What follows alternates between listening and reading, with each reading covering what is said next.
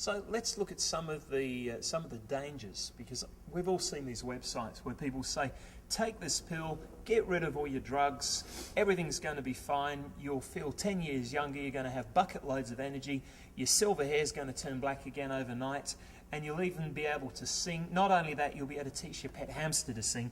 What's the danger in somebody ditching their drugs without any forethought, without any medical advice as to how to do it? I mean, some things, sure, they could get allergies. They might just, get a big pimple on the end of their nose or something. But it can be deadly, can't it? Yes, it can. The majority of the time, most medications, if you quit taking them, it's not going to be a big problem.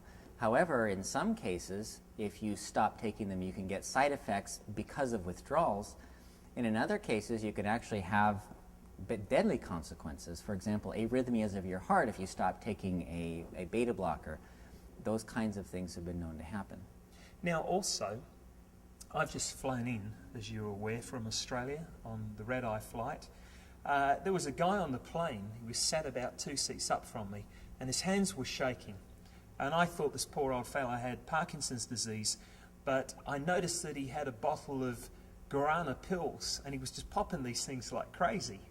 And as I was walking up to use the bathroom, I said to this guy, "Excuse me, mate, how many of those have you had?" He says, I wanted to have some energy for the flight, so I had 15. Now, I'm not the brightest candle on the birthday cake, but I know that if you pop 15 of those things, that's like having 15 mega strong coffees in succession. So also, isn't it true that some of the natural medications, some of the things you can just waltz into your health food store and buy over the counter, they can also be pretty bad for your health if you don't take them with the right advice and in the right quantities? That's correct. But that could be true with caffeine. Caffeine's available all over the place for weight loss. There was a study done on ginseng. Yes. And they took 40 different bottles of ginseng off the shelf and they tested them.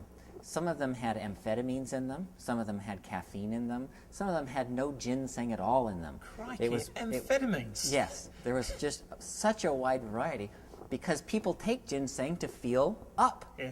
And so the amphetamine in there, they're going to go, I like that one, and they're going to keep buying it because it makes them feel up. You can imagine some junkies watching this and running off to the local health food store. Give me the ginseng, man. That one was shut down. They obviously don't have that anymore.